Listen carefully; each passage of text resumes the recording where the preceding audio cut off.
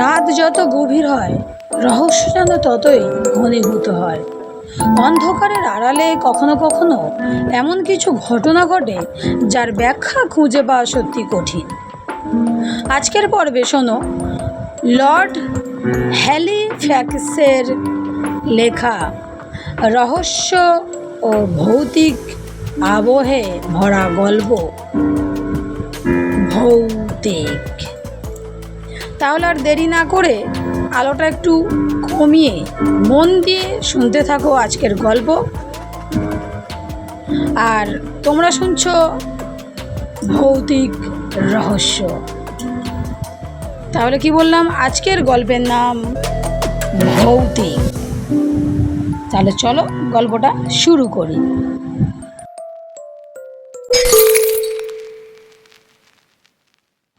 ফিফিলিমোর গার্ডেন্সের রাতের খাওয়ার পাট চুকিয়ে ভদ্রলোক যখন বাসায় ফিরছিলেন তখন বেশ রাত হয়েছে।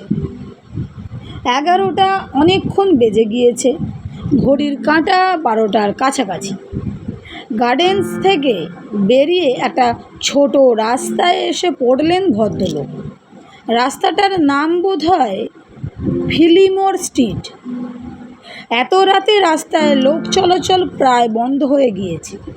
বলতে গেলে ভদ্রলোক রাস্তায় প্রায় একা। অবশ্য একেবারে একা নন। সামনে কিছু দূরে এক মহিলা যাচ্ছে। আরও খানিকটা দূরে দেখা যাচ্ছে এক ভদ্রলোককে। ব্যাস, রাস্তায় আর জনমানব নেই। দূরের ভদ্রলোক যাচ্ছেন অত্যন্ত ধীর গতিতে। তার তুলনায় ভদ্র মহিলার গতি দ্রুততর। ফলে কিছুক্ষণের মধ্যেই মহিলা তাকে পেরিয়ে গেলেন। সামনে এগিয়ে ভদ্রলোকের দিকে ঘুরে একবার তাকালেন মহিলা। সঙ্গে সঙ্গে একটা আর্ত চিৎকার বেরিয়ে এলো মহিলার কণ্ঠ থেকে।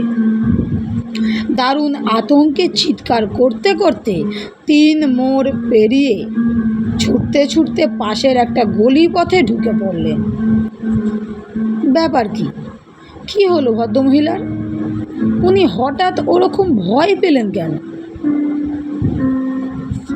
সামনের ওই ধীরগামী লোকটিকে তো গুন্ডা বা বদমাশ বলে মনে হচ্ছে না। উনি তো এখনও আপন মনে হেঁটে চলেছে। তবে না, ব্যাপারটা বুঝবার চেষ্টা করতে হবে। পিছনের ভদ্রলোক গতি দ্রুততর করলেন। উনি যখন সামনের লোকটির কাছাকাছি এসে পড়েছেন তখন তিনি একটি বাড়ির সামনে এসে থেমেছেন। বোঝা যাচ্ছে এ বাড়িতেই তিনি যাবেন। পকেট থেকে ল্যাচকি বের করলেন ভদ্রলোক। তারপর দরজা খুলে ভিতরে ঢুকে গেলেন। ভিতরে ঢুকবার সময় রাস্তার গ্যাসের আলোয় সামনের লোকটির মুখ দেখলেন পিছনের ভদ্রলোক। দেখে আতঙ্কে আঁতকে উঠলেন তিনি। এ কি জীবিত মানুষের মুখ? এ মুখ তো মৃত্যু পাণ্ডুর। ভদ্রমহিলা মিছে ভয় পাননি। মধ্যরাতে নির্জন পথে এরকম একখানা মুখ দেখলে ভয় পাওয়াটা কিছু অন্যায় নয়। বাড়ির নম্বরটা দেখলেন পিছনের ভদ্রলোক। তারপর এক সময় ফিরে এলেন নিজের বাসায়। খাওয়া দাওয়া পাট তো চুকেই গিয়েছে, কাজেই সোজা বিছানায় আশ্রয় নিলেন। কিন্তু ভালো ঘুম হলো না। সারা রাত বিছানায় ছটপট করতে লাগলেন ভদ্রলোক। কানে বাজতে লাগলো ভদ্রমহিলার শঙ্কাবিহুল আর্ত কণ্ঠস্বর। চোখের সামনে বারবার ভেসে উঠতে লাগলো সামনের ভদ্রলোকের মরার মতো ফ্যাকাশে মুখখানা। শেষ পর্যন্ত তিনি ঠিক করলেন কাল নিজের দরকারি কাজকর্মগুলো সেরে নিয়েই তিনি ওই বাড়ি আর তার বাসিন্দার সম্পর্কে খোঁজ খবর নেবেন। তা না নিলে তার নিজের মনেই শান্তি ফিরে আসবে না। পরদিন বাড়িখানা খুঁজে বের করতে ভদ্রলোকের কোনো কষ্টই হলো না। রাস্তার নাম আর বাড়ির নম্বর তো তার জানাই ছিল। বাড়ির সামনে এসে দেখলেন দরজার মাথায় একখানা ঘর ভাড়ার নোটিশ টাঙানো। এই নোটিশখানা কাল রাতে ছিল না। যাক, ভালোই হলো। বাড়িতে ঢুকবার একটা ছুতো পাওয়া গেল। ভদ্রলোক আপন মনেই বললেন। দরজায় বেল টিপলেন ভদ্রলোক। একটু পরে একজন বয়স্কা মহিলা দরজা খুলে দিলেন। মহিলার চোখে মুখে চাপা উত্তেজনার ছাপ। জিজ্ঞাসু দৃষ্টিতে তিনি তাকালেন ভদ্রলোকের দিকে। বাড়ি ভাড়ার নোটিশ দেখে খোঁজখবর নিতে এলাম। আমার বাড়ির কয়েকখানা ঘর ভাড়া দেয়া হবে, ঘরগুলো একটু দেখতে পারি? ভদ্রলোক জিজ্ঞেস করলেন। নিশ্চয়ই পারেন, তবে আপনি দয়া করে আর একদিন আসুন। এই মুহূর্তে ঘরগুলো দেখাতে একটু অসুবিধা রয়েছে। দেখুন, আমি লন্ডন ছেড়ে একটু বাইরে যাচ্ছি, কিন্তু যাবার আগেই আমি ঘরের ব্যবস্থাটা পাকা করে যেতে চাই। ঘরগুলো না দেখলে সেটা সম্ভব নয়। আমার একটু তাড়া রয়েছে। এখন ঘর না দেখতে পারলে আমাকে হয়তো ভাড়া নেবার পরিকল্পনাটাই ত্যাগ করতে হবে। বেশ, আসুন তবে, ভদ্রমহিলা নাচারভাবে বললেন। মহিলা ভদ্রলোককে ওপর তলায় নিয়ে গেলেন। দেখালেন কয়েকখানা চমৎকার সাজানো গুছানো ঘর। সুন্দর সুন্দর জিনিস রয়েছে ঘরগুলোর মধ্যে। এসব জিনিস দিয়ে যে ঘর সাজিয়েছে সে জানে কি করে জীবনযাত্রাকে স্বাচ্ছন্দ্যময় করে তুলতে হয়। বাহ, চমৎকার! ঘরগুলো আমার খুব পছন্দ হয়েছে। বেশ আরামেই থাকতে পারবো এখানে। কিন্তু এসব জিনিসপত্র কার? এ ঘরে যিনি ছিলেন তাঁরই জিনিসপত্র। তিনি এখন কোথায়? ভদ্রমহিলা প্রথমটা এ প্রশ্নের কোনো উত্তর না দিয়ে এড়িয়ে গেলেন। গত রাতের ঘটনা এবং বাড়িওয়ালির এড়িয়ে যাওয়া ভাব ভঙ্গি দেখে ভদ্রলোকের মনে কেমন যেন একটা অস্বস্তিকর সন্দেহ দানা বেঁধে উঠল।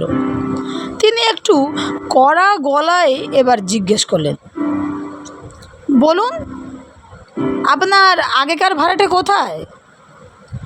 শেষ পর্যন্ত ভেঙে পড়লেন মহিলা। কান্না ভেজা গলায় বললেন, বলবো মশাই, আপনাকেই বলবো। সব কথা খুলেই বলল।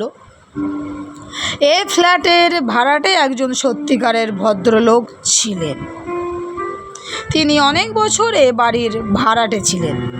ওর আচার ব্যবহার যেমন চমৎকার ছিল, তেমনি আমিও আমার পক্ষে যতদূর সম্ভব ওর সুখ স্বাচ্ছন্দ্যের জন্য ব্যবস্থা করতে ত্রুটি করিনি। বছরের এ সময়টায় ভদ্রলোক এখানে থাকতেন। প্রতি বছরই মন্টি কার্লোতে যেতেন। এবারেও গিয়েছিলেন প্রায় মাসখানেক আগে। আজ সকাল 8টায় একখানা টেলিগ্রাম পেয়েছি। তা থেকে জানতে পারলাম আমার ভাড়াটেকে গুলিবিদ্ধ অবস্থায় হোটেলের একখানা ঘরে পাওয়া গিয়েছে। ভদ্রলোক বোধহয় আত্মহত্যা করেছেন, কেননা মৃতদেহের হাতে একটা পিস্তল ছিল। গুলি মাথা ভেদ করে যাওয়ার ভদ্রলোকের মৃত্যু হয়েছে সঙ্গে সঙ্গে। এই দুর্ভাগ্যজনক ঘটনাটা ঘটেছে গতকাল রাত প্রায় 11:15 নাগাদ। হ্যাঁ, গতকাল রাতে ঠিক এমন সময় ভদ্রলোক মৃত ব্যক্তিকে এ বাড়িতে ঢুকতে দেখেছিলেন। প্রয়াত মানুষটির আত্মা কি তার প্রিয় আবাসভূমির মায়া ত্যাগ করতে পারেনি?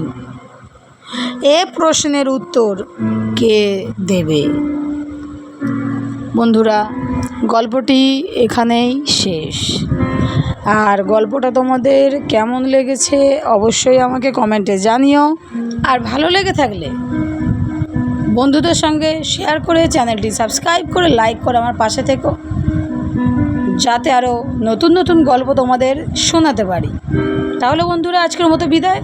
সবাই ভালো থেকো, সবাই সুস্থ থেকো, সবাইকে ভালো রেখো। রাধে রাধে।